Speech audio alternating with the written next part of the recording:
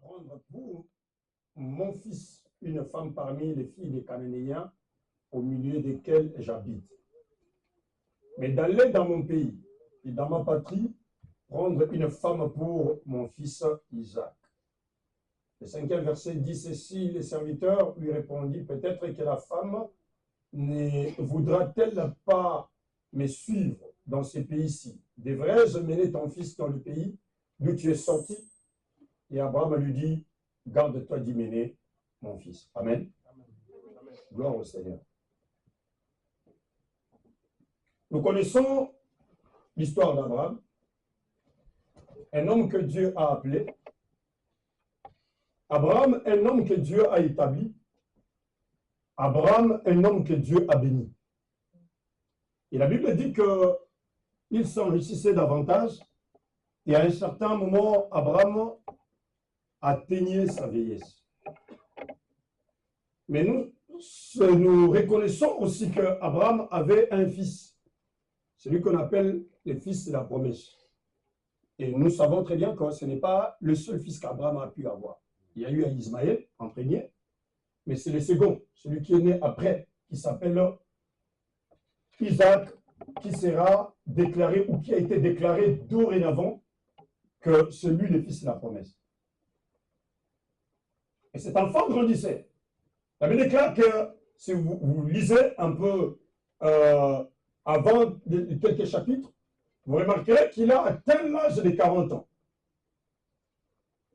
Et Isaac, à 40 ans, son père pense que mon fils doit se marier. Parce qu'il a déjà atteint l'âge de la majorité. Et l'enfant est en train de grandir. Et moi, je vieillis.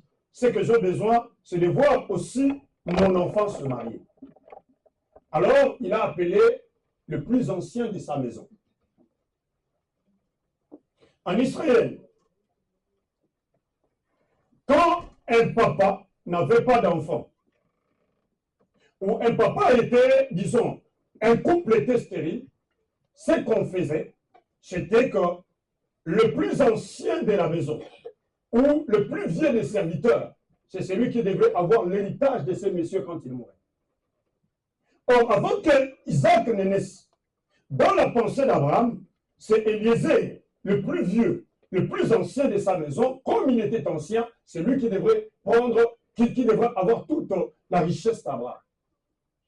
Nous savons comment se passe la vie d'Abraham. Mais ici, Dieu dit que ce n'est pas lui, ce n'est pas Eliezer qui va hériter, mais c'est le fils qui viendra de tes entrailles. Et autant voulu, autant marqué par Dieu, la Bible déclare que cet enfant est réellement né. Et Isaac a grandi comme nous le disons là, à 40 ans, le papa veut que Isaac se marie. Alors il appelle le plus ancien, il lui dit ceci, tu dois retourner chez nous. Je ne veux pas que tu prennes une femme parmi les Cananéennes, parmi les gens dans le pays où nous nous trouvons. Mais moi, ce que je veux, est que tu retournes chez nous, dans notre patrie, dans notre famille. Parce qu'ici, selon la loi, on se mariait entre familles, entre cousins et cousines, c'est ce qui s'est passé. Parce qu'on ne peut pas aller au-delà d'autres familles. Et Eliezer doit partir. Mais ce qui était étonnant, Monsieur Abraham dit à Eliezer, mets ta main sous ma cuisse. Et tu vas gérer au nom de l'Éternel que moi je sais. Que tu iras dans notre pays. Et tu vas chercher une femme pour mon fils Isaac. Et monsieur comprend le message. Mais il pose la question à Abraham. Il dit ceci, ok, j'irai. Mais en y arrivant, si la femme ne veut pas venir avec moi, n'est-il pas possible que je prenne ton fils et que je l'amène avec moi? Il dit, garde-toi de l'effet. Mon fils n'ira pas avec toi. Mais toi, tu iras, et quand tu continues l'histoire, il lui explique que l'ange de l'Éternel, le Dieu que je sais, sera au-devant de toi. Et te conduira, tu arriveras jusqu'au point dans ce pays-là pour apprendre une fille. Et cette fille-là sera la femme de mon fils. Et ces messieurs écoutent ce qu'Abraham lui dit, et il fait ce qu'Abraham lui demande de faire. Il amènera Sana sous la cuisse d'Abraham, et il jurera au nom de l'Éternel que servait Abraham pour enfin prendre ce qui lui a été donné. Entre autres, nous lirons petit à petit, par la grâce de Dieu, même si on ne finit pas aujourd'hui, il y a encore du temps, tant que le Seigneur nous accordera le souffle de vie, nous allons en parler. Alors il devait partir, et il a pris toutes les richesses qui étaient destinées, qu'avait son maître. Il a pu prendre 10 chameaux, il a pris les vêtements, il a pris tout ce qu'il fallait pour la dot de la fille qu'il va rencontrer là où il va partir. Et pourtant, il n'a pas encore vu cette fille, et il a l'assurance parce qu'il a pu gérer, et Abraham lui a dit que l'ange de l'Éternel qui le sert sera devant lui. Alléluia. Amen. Je voudrais que nous puissions commencer à comprendre ceci. Abraham, c'est un papa.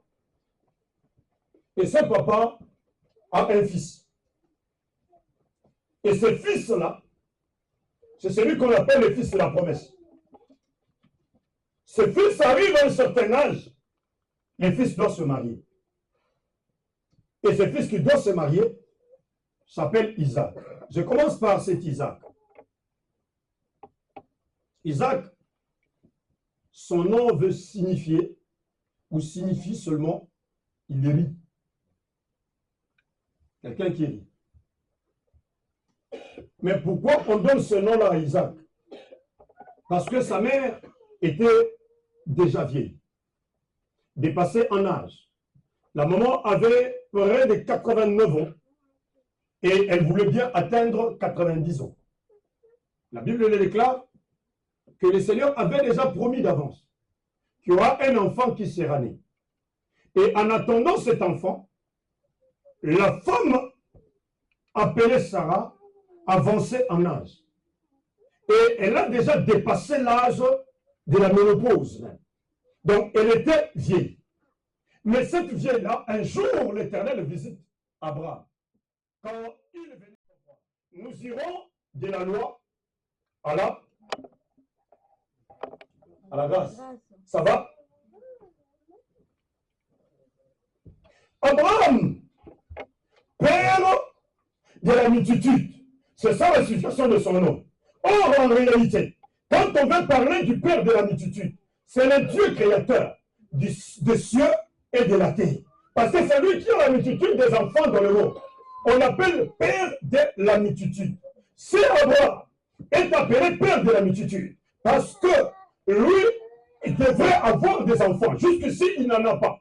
Mais de lui sortira une progéniture, comme Dieu l'avait déjà promis. Cela veut dire qu'il y a un Dieu dans le ciel, à qui appartiennent tous les chrétiens, à qui appartiennent tous ceux qui ont cru en Jésus-Christ comme Seigneur et Sauveur. Ce Dieu-là, c'est lui qui est représenté par Abraham pour être le père de la multitude. Le fils pour lequel on dit, il rit. On l'appelle moquerie. Cet enfant ici, il est le fils de la promesse. Or, dans l'Écriture, quand on veut parler du fils de la promesse, on parle que de Jésus-Christ de Nazareth. Parce que c'est lui qui a été promis qu'il viendra pour le salut de son peuple. C'est ce que dit Isaïe, et qu'il y aura un fils qui sera né. Il nous sera donné. La domination reposera sur son épaule. On l'appellera Père éternel. Donc c'est lui le Rédempteur. Or, si Jésus est le Rédempteur, c'est que Dieu est le Père créateur. Le Fils, c'est Jésus. Ça va? Est-ce qu'on peut bien partir? Mais on a besoin, pour cet Isaac, quelqu'une, une femme. Cette femme-là s'appelle Rebecca. Or, Rebecca, quand tu vas dans la racine, pour comprendre, selon la racine hébreuse, Rebecca veut seulement dire celle qui est comblée. Donc la personne qui a tout reçu et qui est dans la joie, une personne comblée.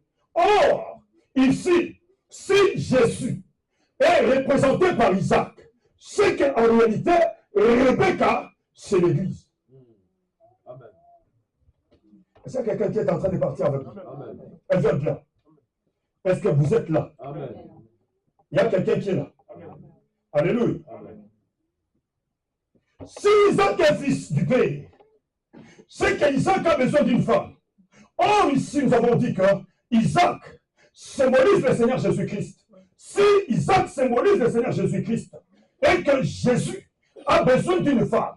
C'est que la femme dont nous voulons parler ici, répondant au nom de Rebecca, pour dire celle qui est comblée, celle qui a tout reçu, cette femme-là s'appelle l'Église. Parce qu'en Jésus-Christ, nous savons que lui qui est le Seigneur, Jésus a préparé une épouse. Son épouse, c'est cette femme-là qu'on appelle l'Église. Or, l'Église, les Grecs disent, comme aussi les Hébreux, l'Ecclésia. Quand on parle de l'Ecclésia, c'est l'ensemble de tous ceux qui sont appelés hors d'eux, ceux qui sont appelés hors du monde, qui ont cru au Seigneur Jésus comme Seigneur et Sauveur et qui sont venus en lui. Cette Ecclésia-là, c'est celle qu'on appelle l'Église.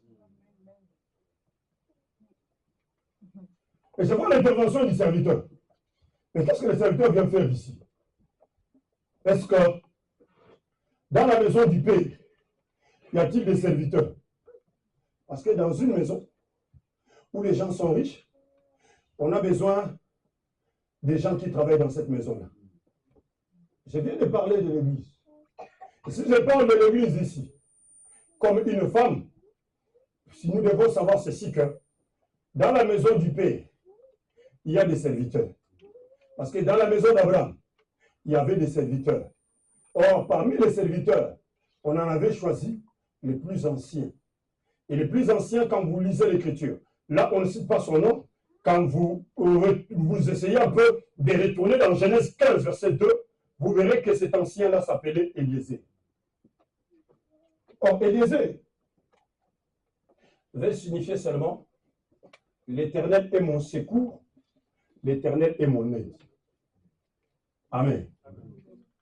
Je voudrais que quelqu'un note ceci. Que dans une maison, dans la maison du Père, il n'y a pas seulement des enfants, il n'y a pas seulement une épouse, mais dans la maison du Père, il y a aussi des serviteurs. Mais c'est lui qu'on doit envoyer pour préparer la femme. C'est lui qu'on doit envoyer pour aller rencontrer la femme en question. La femme d'Isaac, la femme de Jésus-Christ Nazareth, c'est le serviteur le plus ancien. C'est pourquoi ceux qui sont appelés au travail dans l'œuvre du Seigneur, on les appelle des évêques. On les appelle des gens qui ont été choisis parce que Jésus, quand il est venu, l'Écriture dit, il a pris des hommes, il les a amenés au ciel, selon le livre d'Éphésiens, et il les a donnés comme dons à l'Église. Et parmi les dons qu'il a donnés, il y en a 5. Il a donné les uns comme le prophète, il en a donné comme des évangélistes, il en a donné comme des pasteurs, il en a donné comme des apôtres, il en a donné comme des docteurs, donc les enseignants de la parole. Alors ici, comme il y a des dons, ces dons-là, ce sont ces serviteurs-là que Dieu donne à l'Église. Et comme il y a des serviteurs que Dieu donne à l'Église, leur travail à faire, c'est juste de préparer une épouse. Parce qu'en réalité, l'homme n'est pas là. Amen. Amen. Amen. Le papa a dit quoi? Qu'on amène Isaac? Vous savez qu'il a dit qu'on amène Isaac? Là, on va préparer la femme? Non. Le papa avait dit quoi? Qu'il aille seul, n'est-ce pas? Amen. Le papa a dit ceci. Garde-toi d'amener mon fils. Donc tu n'amènes pas Isaac. Mais toi, tu fais ton serment et puis tu y vas. Tu vas faire le travail. Le travail, c'est de rencontrer l'épouse, de rencontrer la femme en question et de baratiner cette femme jusqu'au point où tu convaincs la femme qu'il y a un homme qui est en train de l'attendre. Et je vous dis ici, notez qu'à cette époque ici, il n'y a pas de photos. Est-ce que vous êtes avec moi? Il n'y a pas de photos, frère. Il n'y a pas de photos, ma soeur.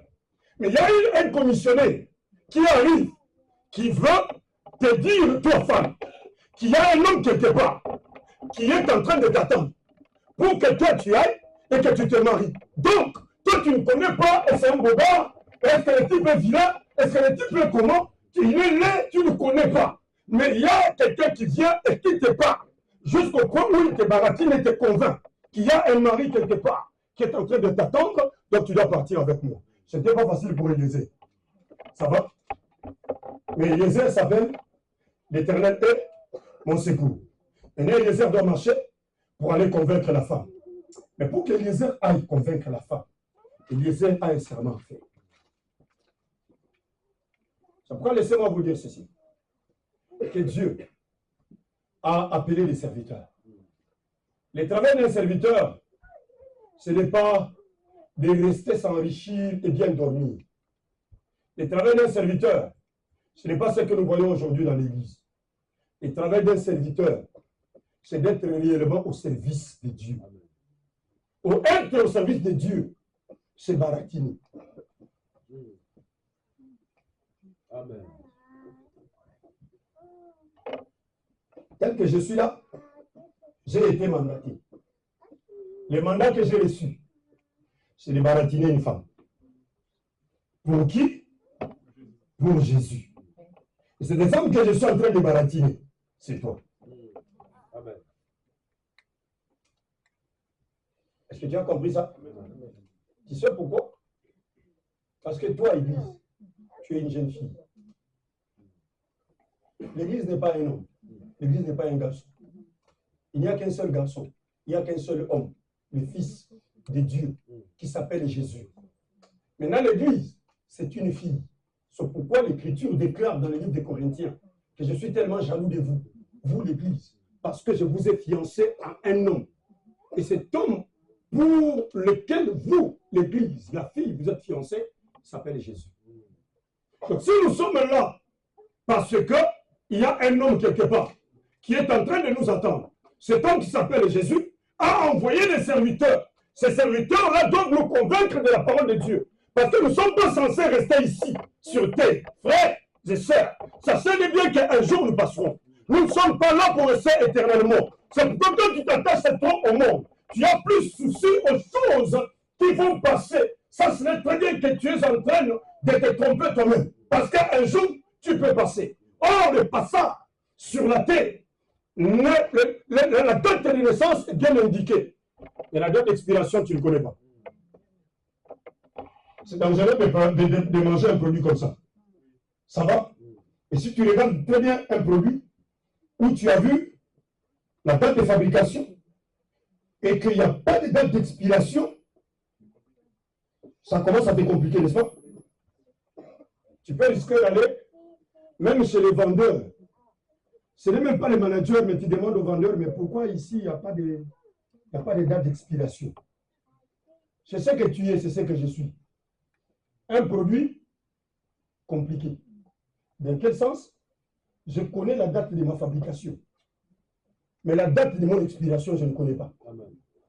La date et l'heure où il n'y aura plus rien pour moi, je ne connais pas. Donc, je dois faire attention comment je marche sur la terre. Aujourd'hui, nous sommes plus attachés à ce qui est mondain. Aujourd'hui, nous sommes plus attachés à ce qui est périssable. J'ai rencontré une femme. Elle était vieille. Mais pour elle, elle était tellement rancunière, plein de racisme. Quand tu lui parles, tu sens le racisme en train de sortir de sa bouche. Elle est en train de respirer le racisme. J'ai regardé la femme, j'ai dit, il y a des gens qui ne comprennent pas. Pendant que tu es en train de vieillir, pendant que tu es en train d'avancer en âge, ce n'est plus le temps d'avoir des rancunes avec les gens. Ce n'est plus le temps pour toi de rester avec ton problème parce que tu ne sais pas. Je peux partir aujourd'hui ou demain. Mais si tu partais avec cet état, sache-le très bien que dans cet état, si tu pars, ta place c'est à l'enfer. Hier, je peux bien avoir des choses que je peux faire. Mais avec l'âge, je ne le fais plus. Vous savez pourquoi? Parce que j'ai des responsabilités. Je pense un peu quand je vais faire quelque chose, je dis, ça, dans la jeunesse, je pouvais un peu bouger. Mais si je ne bouge pas, je calme. Pourquoi? Parce que j'ai des enfants. Parce que j'ai une femme. Parce que j'ai une réputation. C'est alors que tu es encore en train d'abuser. C'est alors encore que tu es en train de te perturber, de te perdre dans le monde. Or, le temps n'est plus à servir le monde. Parce que Christ va revenir. Et comme Christ va revenir, c'est le temps de craindre Dieu et de marcher dans la volonté de Dieu et dans la crainte de l'Éternel. Parce que la Bible dit que la crainte de l'Éternel ne commence pas de la sagesse. Celui qui ne craint pas Dieu n'est pas sage.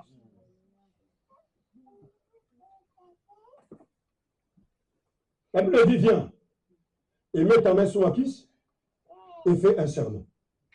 Mais pourquoi seulement la cuisse? Je vais lui dire, mets la main sur la tête. C'est aussi possible. de lui dire, ok, salut-moi, on se tient la main, et puis on se dit des paroles. C'est une alliance qui se passe. Mais ici, il lui demande de mettre la main, non pas sur la cuisse, mais sur la cuisse. Parce que c'est important cette partie-là. Je vais vous dire tout d'abord que la cuisse, c'est la force. Ici, là, à l'intérieur de cette salle, j'ai un policier. Là où nous sommes là, j'ai un policier dans cette salle. Ce que je vais dire, il ne va pas me contredire. Dans son métier de policier, quand il y a une guerre où il doit avoir une arme dedans, c'est ici. Il ne contredira pas ce que je viens de dire là. Même si vous êtes un gaucher, on ne fera pas une gaine spéciale pour vous, pour que votre arme soit de ce côté. Sachez très bien que vous portez l'arme, l'arme doit être de ce côté-là. Comme je suis en train de le dire, le policier qui est là, il sait que je ne mens pas. Vous regardez avec mon même ancien film, quand vous le regardez, vous voyez les gens apporter l'épée. Ils ne mettent jamais l'épée de ce côté-là. L'épée est toujours là. C'est pour une utilité. Parce que la droite, c'est la force. Même Jésus, il a dit qu'il était assis à la droite du Père. Mais ici, ce n'est pas la droite de la main. Mais on est en train de parler du pied. On dit ceci, viens et mets ta main sous ma cuisse. Oh, la cuisse est tellement sacrée. Aujourd'hui, c'est désacralisé. Mais la cuisse est sacrée. Parce que on commence à exposer la cuisse là où on veut exposer. N'importe où. D'ailleurs, bientôt, il fera chaud. Ah, bientôt, la chaleur arrive. On va tout voir. Sauf rien. Oh. Parce que la chaleur arrive, il faut tout exposer. On laisse tout dehors. Et c'est le monde d'aujourd'hui. Ce qui était sacré, aujourd'hui, n'est plus sacré. I know something about CRS. Let's say in English, and then I will translate. Je partirai de l'anglais pour revenir en français. They do say a private part. Quand on dit en anglais private part, on veut dire des parties privées. Donc, quand on dit partie privée, c'est que c'est une partie qui est sacrée. C'est une honte pour que cette partie-là soit exposée. Mais laisse-moi te dire aujourd'hui qu'il n'y a plus de parties privées. Aujourd'hui, les parties sont publiques et collectives, populaires même. Parce que rien n'est caché. Tu as même peur de prendre un téléphone et donner à un enfant. Parce que ce que l'enfant va voir là-bas, il peut venir te poser des questions, toi, papa, qui ne sais pas répondre. C'est ça le monde d'aujourd'hui. C'est pourquoi faites attention quand vous donnez les téléphones aux enfants. Faites attention. L'enfant peut aller se retrouver quelque part là, et puis après, il reste scotché, et puis il se dit ce qui se passe là.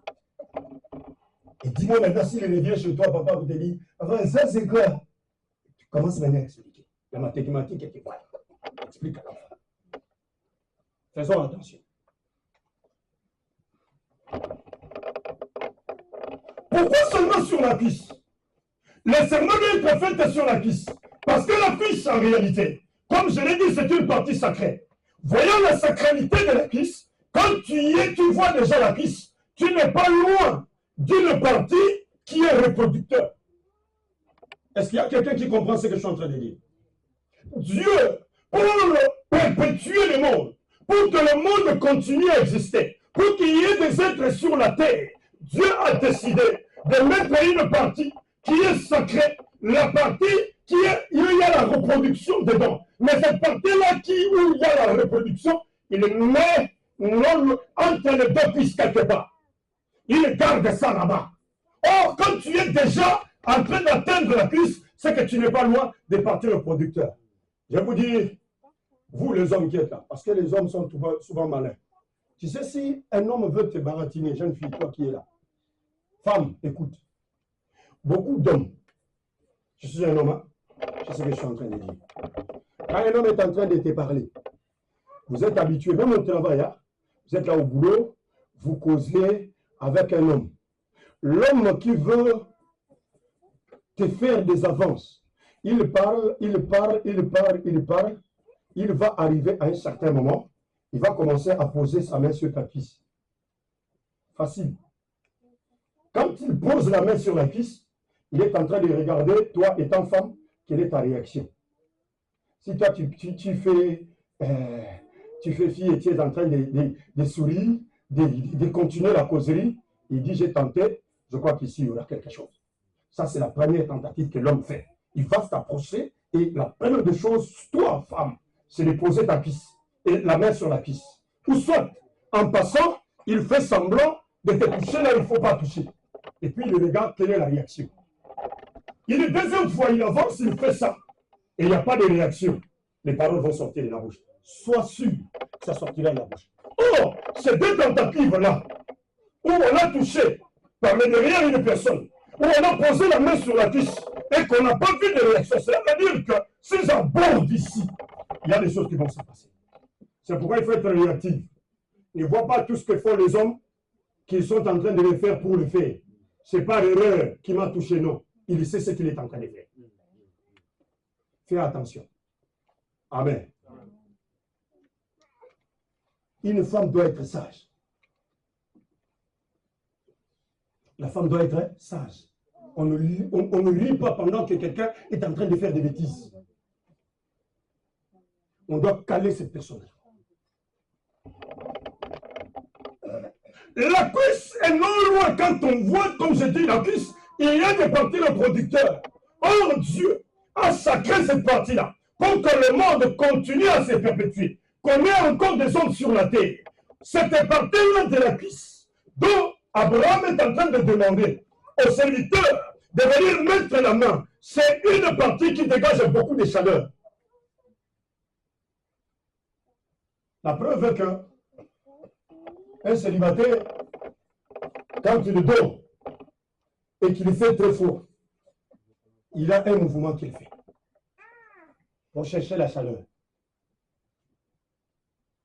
Il plie les deux mains et il les met dans les cuisses. Parce que de là, cette chaleur-là va réchauffer tout son corps. Parce qu'il est seul. Et l'Écriture le dit dans le livre d'Ecclésiaste que celui qui dort seul n'aura jamais chaud, n'est-ce pas? Et pour avoir la chaleur, il cherche une façon comment se blottir et en avoir qui se dégage de son propre corps pour réchauffer son corps.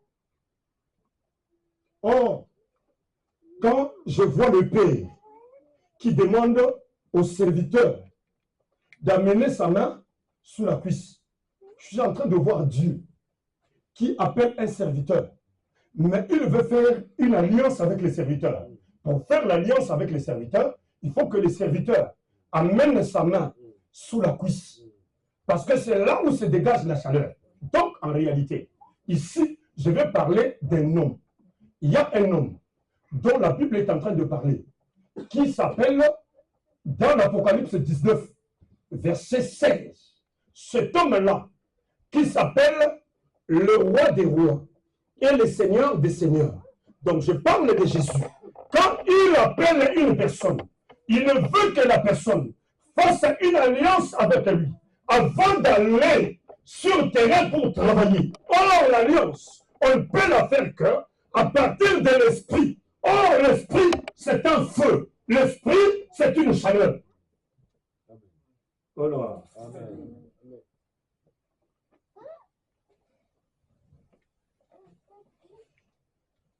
Cet homme qui s'appelle Jésus, c'est la seule personne qui est autorisée d'avoir un tatouage. Savez-vous, chrétiens qui êtes là, que le tatouage est interdit dans la Bible? Est-ce que vous le savez? Dieu ne veut pas qu'on se tatoue. Regarde dans la Bible et tu verras. Et c'est important. Vous les hommes qui êtes là, n'allez pas mettre le tout à vos oreilles. Parce que la Bible l'interdit. Et la Bible déclare que celui qui trouait les oreilles, un homme qui avait l'oreille trouée, était un esclave. On reconnaissait l'esclave par l'oreille percée. Donc l'homme n'est pas appelé à aller percer les oreilles. Ça, ce n'est pas pour toi. laisse les femmes qui doivent mettre leurs bijoux, qui doivent mettre leurs pendants d'oreilles, qui les fassent. Mais toi, frère, tu n'es pas appelé à le faire. Tu seras considéré comme un esclave. Mais ici, ce n'est pas l'esclave de Dieu, parce que tu es l'esclave du diable. Parce que tu trouves ça, pour quelle raison? Dieu a dit que les hommes portent des pendants. Tu veux voir Macron porter des pendants, ça va te faire du bien. Tu seras content. Et tout le monde va parler, dit non, nous avons un président excellent. Tu as déjà vu un président avec des oreilles trouées? Un prince qui les a, qui porte. Mais si les princes ne le font pas, tu es un prince toi, parce qu'il y a un roi quelque part. Ce roi-là, c'est Jésus-Christ. Celui qui est l'homme, et tu es de ce royaume-là. Pourquoi dois-tu commencer à trouver tes oreilles?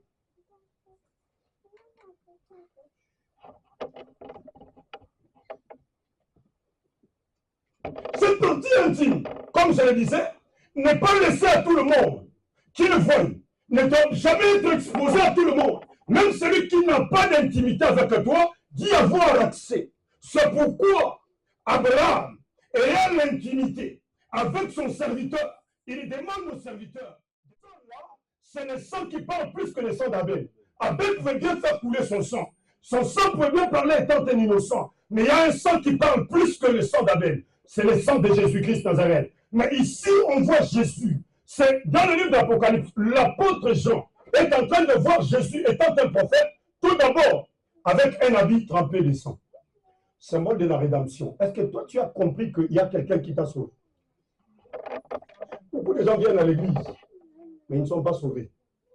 Ils n'ont jamais expérimenté la nouvelle naissance dans leur vie. Ils vivent dans un péché abondant. Et d'autres disent, moi je vais à l'église, mais en réalité, je ne suis pas pratiquant. Ne pratique pas la chrétienté. Fais de la chrétienté, je ne sais pas moi, comme un journal qu'on lit. Mais un jour, tu seras jugé. Tu vois, le jour, là. Même si tu n'as jamais écouté quelqu'un en train de prêcher quelque part, c'est ce jour ici que tu es en train d'écouter ces prêches ici. Si tu ne reçois pas ça, tu ne te répands pas. Ce jour-là où tu te retrouves devant Dieu, tu seras jugé à base de ce que tu es en train d'écouter aujourd'hui. Parce que la Bible dit, celui qui croit sera sauvé, mais celui qui ne croit pas sera. Ce n'est pas moi qui te condamne, c'est la Bible qui le dit. Sois sage. Il est temps que tu puisses te repentir, que tu donnes ta vie au Seigneur Jésus-Christ, que tu crois en lui comme Seigneur et Sauveur, que tu marches avec lui. Mais quand l'apôtre est en train de voir, Jean est en train de voir Jésus. Or ici, Jean est dans l'île de Patmos. Dans l'île de Patmos se trouve Jean. Jean ne voit pas avec des yeux humains. Parce qu'en ce moment où il se trouve, il était considéré comme un esclave. On avait trouvé ses yeux. Donc, Jean, c'était un prophète. Il est en train de voir Jésus dans la prophétie avec un habit trempé de sang. Il y a du sang partout sur son vêtement. Or, ce sang-là, il l'a fait couler pour ton salut, pour mon salut. Au-delà de ça, il a dit qu'il a vu sur ce même habit qui était trempé sang, un nom écrit. Et le nom était écrit sur l'habit comme sur sa cuisse. Roi des rois et Seigneur des seigneurs. Donc il avait un nom sur la cuisse. Ça va? Mais s'il y a un nom sur la cuisse, celui qui t'appelle, celui qui m'appelle, vous m'excusez, parce que là c'est un rappel. Sur sa cuisse, il y a un nom écrit, Roi des rois et Seigneur des seigneurs. S'il y a un nom écrit, Roi des rois et Seigneur des seigneurs, donc en réalité, celui qui est appelé par Jésus, qui fait une alliance avec Jésus, il fait l'alliance sur la même cuisse. Mais cette fois-ci, ce n'est pas sur la cuisse d'Abraham, mais sur la cuisse de celui qui t'a appelé. Quand tu vas faire l'alliance, tu sentiras la chaleur entrer, quitter le corps de celui que tu touches pour entrer dans ton corps. Parce que c'est toi qui es en train de toucher. Or, celui qui accepte le Seigneur Jésus comme Seigneur et Sauveur, qui est baptisé, qui prend la décision de suivre Jésus-Christ de toute sa vie, il y a quelque chose qui se passe en lui. Il reçoit le Saint-Esprit. Or, le Saint-Esprit, c'est la chaleur et c'est le feu. Est-ce qu'il y a quelqu'un qui a déjà fait une alliance avec le Saint-Esprit de Dieu? Si tu as déjà fait cette alliance-là, sache-le très bien que tu es le bénéfice de Dieu. Parce qu'il est déclaré dans l'Écriture et que ceux qui n'ont pas l'Esprit de Dieu ne lui appartiennent Donc si tu n'as pas l'Esprit de Dieu, sache-le très bien que tu n'appartiens pas à Dieu. Tu peux beau te dire, comme beaucoup de gens disent, nous tous, nous sommes des fils de Dieu, tu te trompes. Vaut mieux que quelqu'un te trompe que tu puisses te tromper toi-même. Et nous sommes enfants de Dieu. Je vois beaucoup de gens comme ça. Un pécheur de grande envergure. Mais il te dit, nous tous, détrompez-vous. Nous sommes des enfants de Dieu. Ah, ok. Ok. Toi, tu connais la procédure pour devenir enfant de Dieu? Il faut que tu passes par la nouvelle naissance et tu nais de nouveau. Si tu n'es pas encore né de nouveau, c'est que tu n'es pas encore fils de Dieu. Parce que naître dans la chair, tu es né. Mais est-ce que tu as une date de naissance dans le spirituel?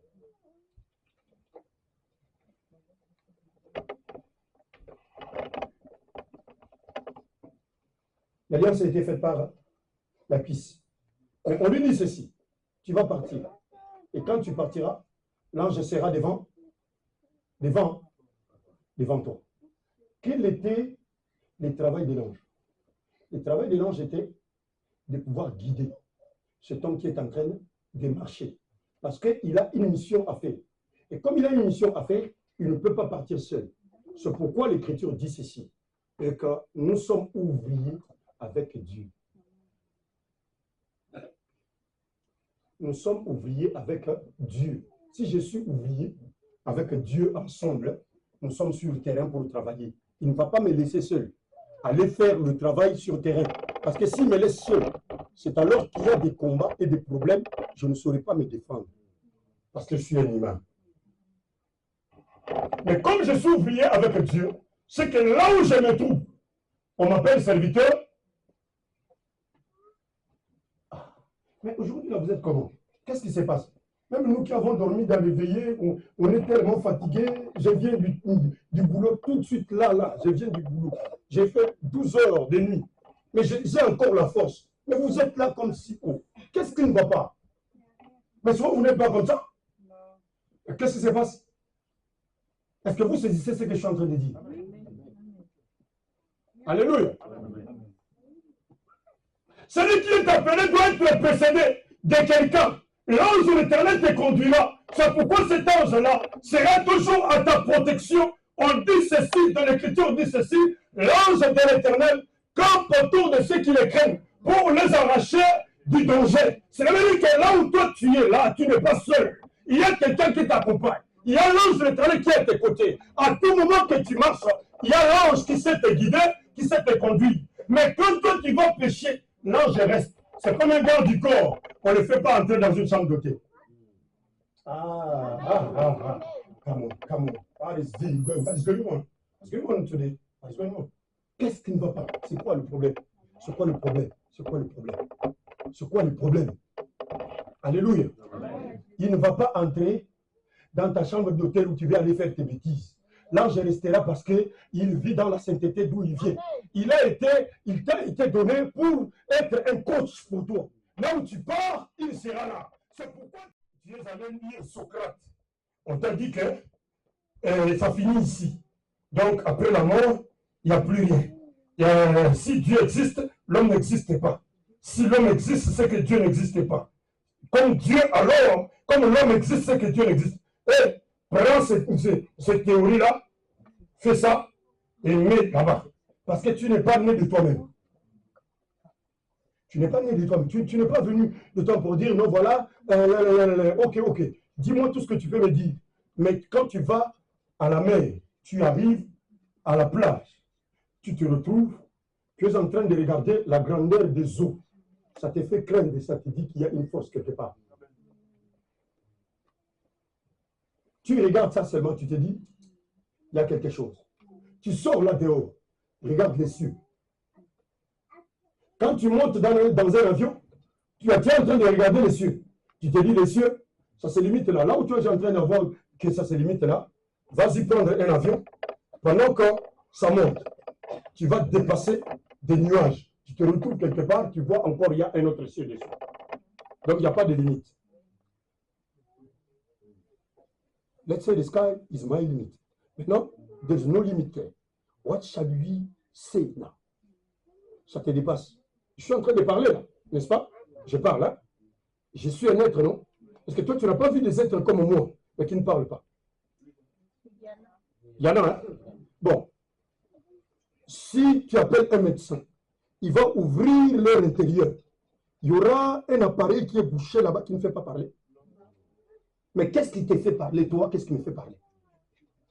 Tu connais d'où vient la voix?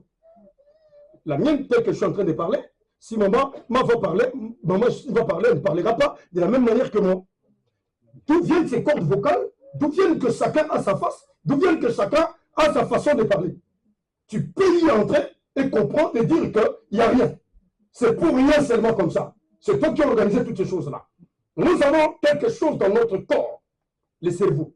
C'est lui qui commande toutes choses. Dans ta petite tête-là, il y a un petit cerveau et un cervelet derrière. Ces choses-là, dès qu'il y a quelque chose, ne fût-ce que les neurones, ne fût-ce qu'un seul nerf qui bouge, c'est un problème total dans le corps.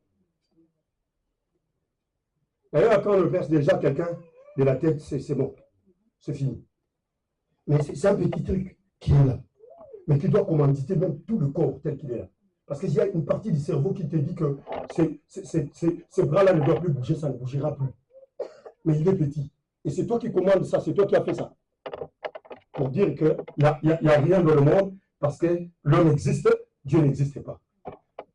Ne fais pas de la blague. Parce que le souffle que tu as là, le jour où il va être retiré, tu n'as aucune décision. Ça va? Parce que s'il y avait quelqu'un qui pouvait prendre la décision, je crois que Queen Elizabeth ne serait pas morte. Elle ne serait pas décédée. Hein? Queen Elizabeth ne serait pas décédée parce qu'elle avait tout un royaume et des milliards. Mais elle est partie. Le jour où le Seigneur a décidé, c'est sorti. Et personne n'a vu. Elle avait beaucoup de gardes du corps. Vous comprenez? Dans sa chambre, pour entrer là-bas, il faut des audiences. Hein? Ce n'est pas donné à tout le monde d'entrer dans sa chambre. Mais ce jour-là, l'ange de la mort est passé dehors, personne ne l'a vu. Il n'y avait aucun garde du corps pour dire stopper parce qu'elle est Queen. Non, Queen est partie. Crains Dieu. Il existe. Il est puissant. Il existe, il est fort. Il existe, il est au-dessus de tout. C'est pourquoi il t'appelle. Il veut que toi, tu marches pour lui. Il veut que moi, je marche pour lui. Quel est notre travail? C'est d'aller convaincre le monde à se repentir et à venir à lui. Au lieu de passer notre temps dans des bêtises, au lieu de passer notre temps dans des choses qui ne peuvent pas construire, commençons à craindre Dieu et marcher avec Dieu, travaillant pour Dieu, même si il vient te chercher aujourd'hui, qui te trouve dans le service. Alléluia. Un soldat qui tombe dans le champ de bataille est honoré. Vous le savez? De son grade, on fait quoi? On l'amène au supérieur, n'est-ce pas? S'il était colonel, on dit c'est un général. On dit qu'on le couronne à titre posthume, n'est-ce pas? Alors, reste chrétien jusqu'à la mort. Ne sois pas un chrétien vacillant. Aujourd'hui, tu es chrétien, demain, tu ne l'es pas. Aujourd'hui, tu es chrétien parce que tu as vu les autres en termes de péché. Toi aussi, tu entres dans leur péché. Tu disparais. Tu deviens comme Dicène. Partout, on te met là où il y a l'eau, tu es parti. Toi, tu es devenu un caméléon. Quand tu vas trouver la couleur rouge quelque part, tu deviens rouge. C'est comme ça qu'il y a beaucoup de chrétiens aujourd'hui. Permettez-moi de vous dire que ce ne sont pas des chrétiens, ce sont des chrétiens.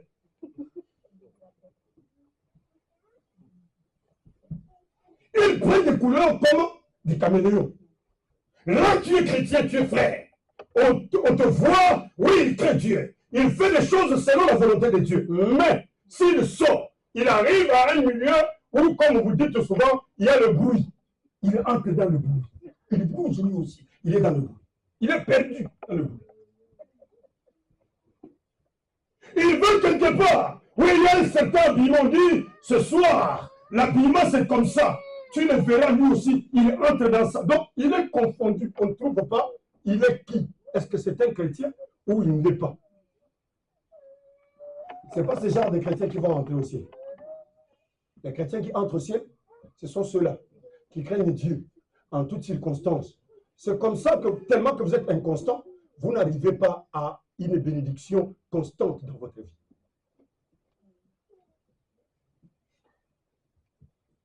J'irai terminer par ceci. Quand l'homme est parti, il a amené toutes les richesses qui pouvaient être utiles pour aller présenter en vue de prendre la femme. Quand Dieu appelle quelqu'un, il va l'équiper. C'est pourquoi, entre l'appel et le temps où on entre au service, il y a un temps de travail qui se passe. C'est comme un photographe qui a pris les clichés. Beaucoup parmi nous ici ne savent pas ça. Hein? Nous, les vieux, là, on connaît. Chez nous, la photo, ce n'est pas comme là, chez vous aujourd'hui, c'est mal les téléphones. Mais toutes les photos sont là, mon album photo est là. Nous, on a eu des albums comme ça, on ouvre les pages. Bien, bien, bien. Et parfois, il y avait des albums où on met des photos et puis on prend un filtre plastique, on met dessus. Nous avons vécu cette époque-là. Mais alors, qui prenait les photos? Ce n'est pas toi qui viens avec un téléphone, ça n'existait pas ça. Chez nous, il y avait un appareil photo comme ça. On te prend avec des flashs. Et puis, le photographe dit, ok, c'est bon.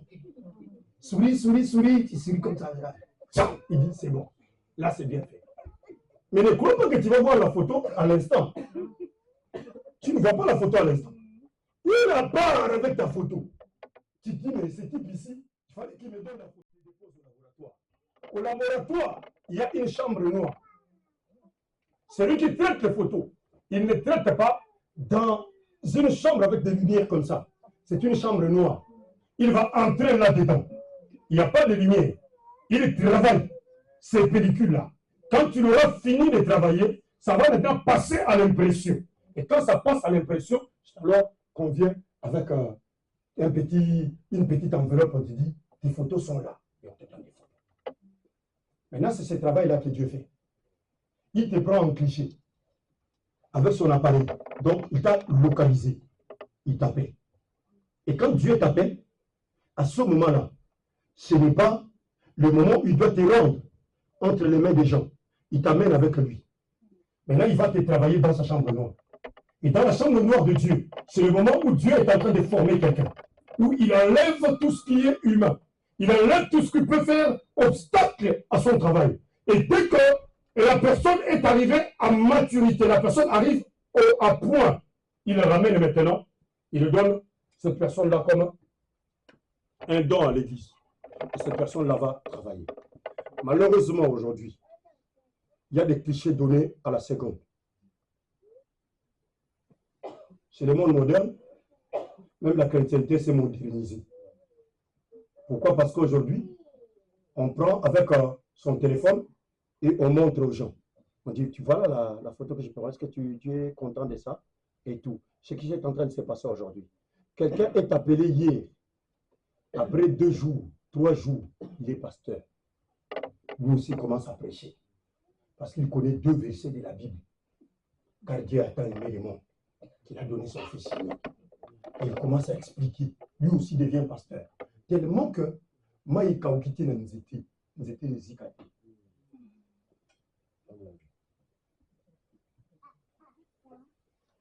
Pour qu'un morceau de bois brûle, il faut qu'il devienne sec.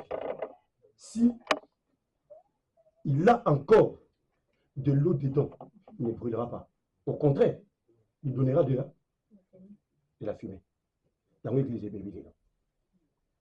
Parce qu'il est écoute. On a des fous. Un lamba de l'eau.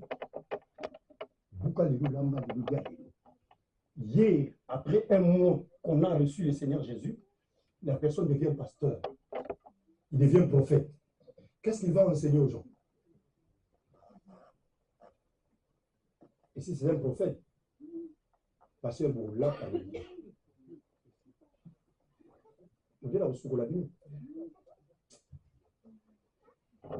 craignons Dieu. Alléluia. Craignons Dieu. Nous sommes de ces gens-là qui ont été des clichés, qu'on a travaillé dans la chambre noire. Et un jour, il a plu au maître de nous donner place dans sa maison pour dire, allez-y, faites mon œuvre. On s'est amené avec toutes les richesses. les richesses de la parole. Parce qu'en Jésus, nous avons toutes sortes de richesses. La richesse, ce n'est pas seulement ce qu'on appelle l'argent. Laissez-moi vous dire que même la plus grande richesse que je peux dire, c'est la santé. Amen. Amen. Est-ce qu'il y a quelqu'un qui comprend? Amen. Sans la santé, tu ne peux rien faire. Donc, si tu as la santé, c'est que tu es déjà riche. Parce qu'avec la santé, tu peux produire. Avec la santé, tu peux avoir l'argent. Avec la santé, tu peux aller loin. Tu peux voyager. Avec la santé, tu peux aller défendre et faire un examen. Mais sans la santé, on a les choses qui viennent d'en haut, qu'on a reçues de Dieu. Et avec Dieu, nous sommes en train de marcher pour faire son œuvre. Parce que nous avons toute la richesse. Or, celui qui veut bien baratiner, j'ai entendu les gens dire un adage qu'un homme riche n'a jamais été laid.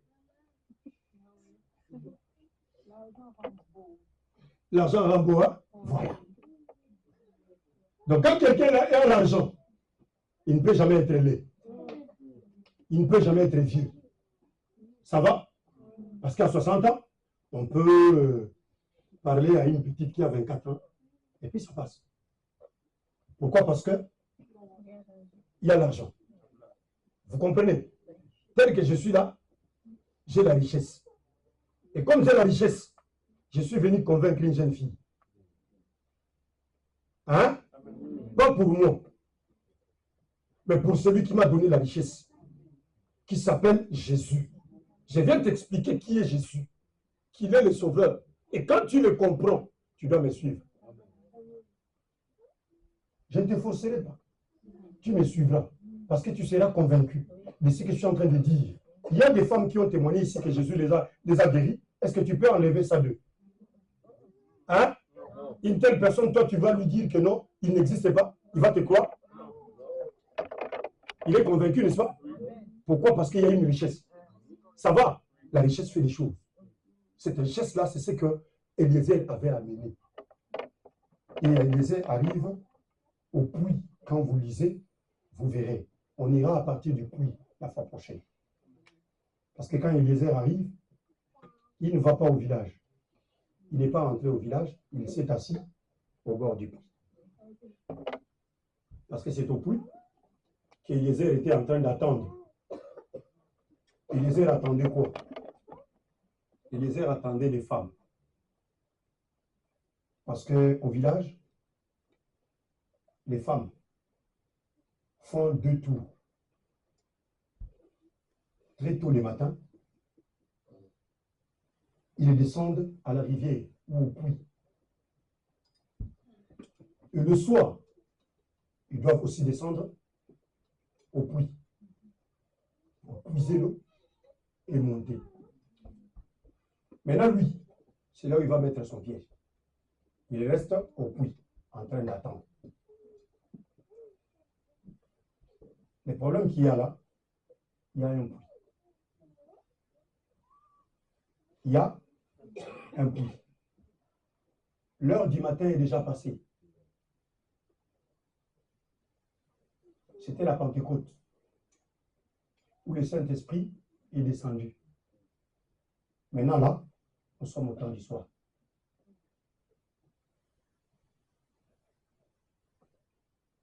Est-ce qu'il y a quelqu'un qui est enseigné? Et au temps du soir, il faut que la femme aille puiser.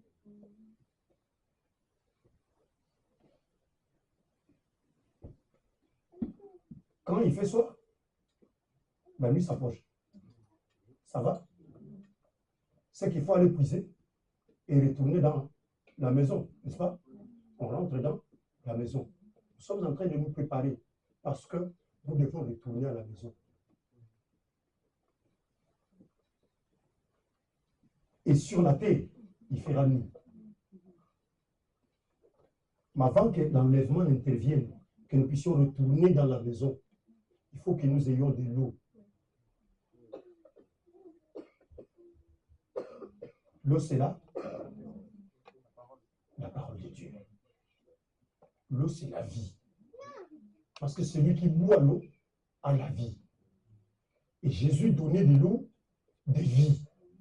Si celui qui boit l'eau a la vie, ça veut dire que tu rentres maintenant au puits. Parce que c'est le soir. C'est le soir qu'on doit reconnaître un fils qu'il habite cette maison-là. La poule peut sortir depuis le matin. La poule peut aller picoter de partout. Mais le soir, la poule connaît là où elle dort. Si toi, jusqu'ici, tu ne connais pas la maison du Père, là où tu dois dormir, malheur à toi. Vos enfants sont la bienvenue. Que Dieu bénisse sa parole.